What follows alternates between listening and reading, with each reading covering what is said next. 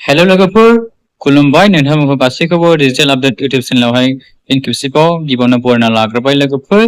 दायो लोगोफोर आं नोंथांनि थाखाय गाज्रि खौरांसो लाना फैदों दै लोगोफोर। दा बे गाज्रि खौराङा जाहैबाय लोगोफोर नोंथांमोननि माखासे आयेन खान्थि नेमखान्थिफोरखौ नोंथांमोना मानिनानै सोलिनांसिगोन। दा बेखौ आङो नोंथांमोननो बेबायदिनो गोजोनहाय खिन्थाहरगोन दै लोगोफोर। आङो दा दिनै नोंथांमोननि थाखाय माखासे गाज्रि खौरांसो लानानै फैनाय जाबाय लोगोफोर। नोंथांमोना भिडिअखौ जोबजासिम नाय आरो नोंथांमोना चेनेलखौ साबस्क्राइब खालामनानै लाबानो जाबाय लोगोफोर। नोंथांमोना दासिमबो गोबाङानो चेनेलखौ साबस्क्राइब खालामनानै लायाखै। दा बे गाज्रि खौराङा जाबाय लोगोफोर जोंहा जायखिजाया एग्जामानो जाया मानो जोंहा आसामनियानो जा जोंहा बिटिसिआनो जा माबा मोनसे जोंहा साख्रि बाख्रिनि जब्सनि जोंहा एग्जाम जायोब्ला पेपार लिक खालामग्रा मानसिफोर थायोना लोगोफोर। दा बे पेपार लिकआ माबोरैहाय जायो, दा सोरनि थाखाय जायो बे पेपार लिकआ, बेखौ नायबिजिरनांगौ जायोना लोगोफोर। दा बेखौ पेपार लिकआ गोबां जायो जोंनि बे समाजावहाय लोगोफोर। दा पेपार लिकआहाय जोंनि बे साख्रि बाख्रिनि एग्जाम होनायफोरावहाय गोबां जाबोगासिनो दं सिगांनिफ्रायनो आरो दासिमबो जायो। दा जोङो गोबां नुनो मोनबाय लोगोफोर पेपार लिक जानायफोरखौहाय। दा बिनि सायावनो जोंहा गभर्नमेन्टआ मा खालामना होदों लोगोफोर नोंथांमोननि थाखाय माखासे नेमखान्थि नोंथांमोननो बिथांमोना खानानै होबाय दै लोगोफोर। स्ट्रंजार ल against paper लिक्स and exam fraud होनदों। जायफ्रा पेपार लिक खालामग्रा, जायफ्रा एग्जाम फ्रड खालामग्रा, दा बिथांमोननि थाखाय बे जोबोद गाज्रि खौरां दै लोगोफोर। नोंथांमोना दानिया सांग्रां जानानै थाबानो जाबाय लोगोफोर, साखाफारा जानानै थाबानो जाबाय। मानो होनोबा जायफोरा पेपार लिक आरो एग्जाम फ्रड खालामग्रा बिथांमोननि थाखाय बे आयेन नेमखान्थिखौ खानानै होनाय जादों सरकाराहाय। दा बे नेमखान्थिखौ नोंथांमोना मानियाब्ला, नोंथांमोना पेपार लिक खालामोब्ला सोरबाफोर, दा नोंथांमोना गोबां फाइनजों लोगोसे नोंथांमोना जोबथेसालियावबो थानांनो हागौ लोगोफोर।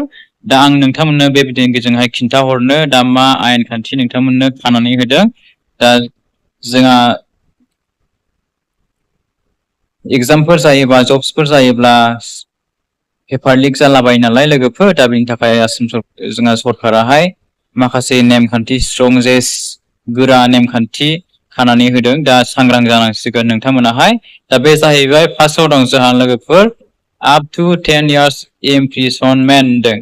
नोंथांमोना जायफोर सुबुङाहाय पेपार लिक एग्जाम फ्रड खालामगोन नोंथांमोना मा 10 बोसोर जोबथेसालियाव थानांगोन होननानै बुंदों दै लोगोफोर। 10 बोसोर जोबथेसालियाव थानांगोननो, 10 बोसोर जोबथेसालियाव थानांगोन। दा नोंथांमोना 10 बोसोर जोबथेसालियाव थायोब्लाथ' मा होनबावनो आरोखि ना लोगोफोर, लाइफआनो बरबादखासै नङा होमबा लोगोफोर। दा बे नोंथांमोननि थाखाय जोबोद सांग्रां जानांसिगोन नोंथांमोनाहाय।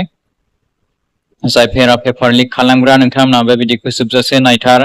सोरबाफोर पेपार लिक एग्जाम फ्रड खालामग्रा दङब्ला नोंथांमोना बे नेमखान्थिखौ मानिनानै सोलिखादोसो लोगोफोर, नङाबा नोंथांमोना 10 बोसोर जेल खानायावहाय दालि ओंख्रि जाहैनांसिगोन दै लोगोफोर। बेखौ हयले नोंथांमोना मिन्थिखाबानो जाबाय।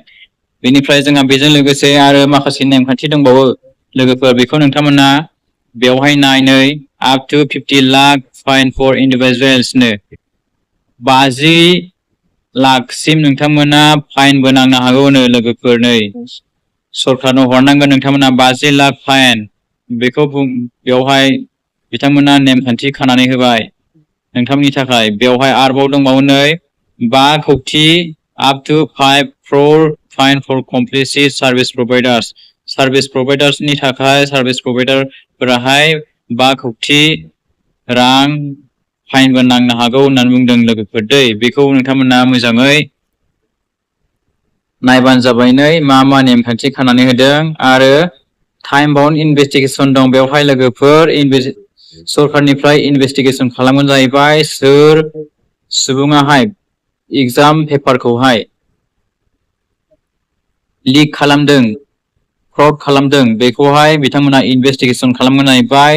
मास मोननैनि गेजेराव लोगोफोर मास मोननैनि गेजेराव इनभेस्टिगेशन खालामनानै कमप्लिट खालामगोन जाहैबाय फोजोबगोन मास मोननैनि गेजेराव नागिरनानै दिहुनथारगोन जाहैबाय जाय बै सुबुङा पेपार लिक खालामग्रा बिथांखौहाय बेबायदि बिथांमोना नेमखान्थि खानानै होखादों ओमफ्राय टाइम बाउन्ड ट्रायल दं मास मोनथामनि गेजेराव बिथांमोना बेखौहाय आरोबाव फिन खेबसेबाव नायबावगोन जाहैबाय लोगोफोर नै बेवहाय होनखादों दा बे नेमखान्थिफोरा जोबोद गोख्रों गोरा सरखाराहाय खानानै होबाय लोगोफोर दा बेनिखायनो एबार बे बारनिफ्राय नोंथांमोनाहाय सोरबाफोर पेपार लिक खालामग्रा एग्जाम फ्रड खालामग्राफोर दङब्ला नोंथांमोना खालामनो हानाय नंला बायदि लोगोफोरना बेवहायथ' जोबोद गोख्रों गोरा बेवहाय नेमखान्थि खानानै होबाय नालाय लोगोफोर माने जोबथेसालियाव 10 बोसोर थानायजों लोगोसे 50निफ्राय 5 कौटि रांसिम फाइन नांनोबो हागौ होननानै बेवहाय बुंखादों लोगोफोरनै बेनि थाखायनो नोंथांमोना पाब्लिक एग्जामावहाय जायखिजाया सरकारि एग्जाम जायखिजाया नोंथांमोना सरकारि साख्रिनि एग्जाम पेपारखौहाय नोंथांमोना लिक खालामनो एग्जाम फ्रड खालामनो नोंथांमोना सोरबाफोर रावबो खालामनो हानाय नंला लोगोफोर दा बे पेपार लिकआ मानि थाखाय जायो जों बेखौ नागिरनो थाङा लोगोफोर दा जायफोरा पेपार लिक खालामग्रा बिथांमोनाहाय बिथांमोननि थाखाय जोबोद गोख्रों गोरा बे आयेन खान्थियाहाय बिथांमोननि थाखाय बिथांमोना